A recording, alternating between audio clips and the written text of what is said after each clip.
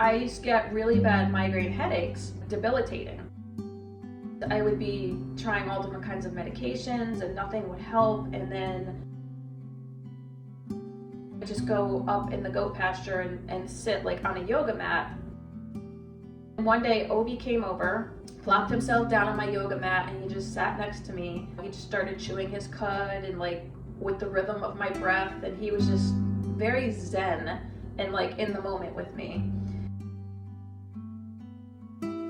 He's just a very magical, mystical, like wise sage type of being. And anybody who meets him can just sort of sense it. It's like this energy that he has.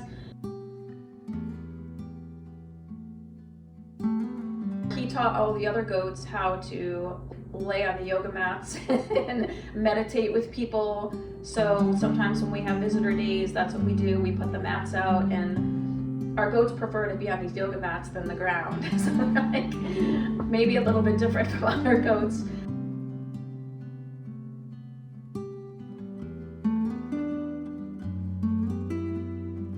We've had like visitor days with special needs children and inner city children come, and Obi's always the one that goes up to them and, you know, just quietly will stand by them, and he'll find the child that needs like the most therapy or attention, and he'll just work with them.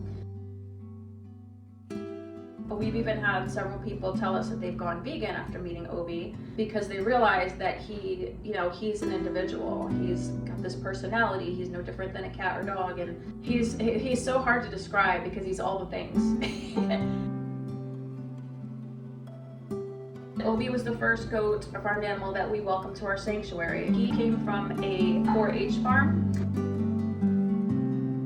The day that I met Obi, he was, I'm going to say, just a few weeks old. He was really a baby. He had just had his horns burned off of his skull. I just remember seeing him that day. He was so traumatized and so terrified. He was just hiding under a hay feeder, trembling. It was something to see like his personality just emerge, because, you know, he was so traumatized and scared of people that like anytime I would go to do something to him, to pick him up or to trim his hooves, he was afraid. And so it took a long time for him to open up and trust me. Watch a documentary such as Dominion, What the Health, Forks Over Knives, and kind of educate yourself about what really goes on in the food industry. We have an awesome sanctuary in Colorado, so if you're in the area, we need volunteers. Meet the animals and it'll be awesome.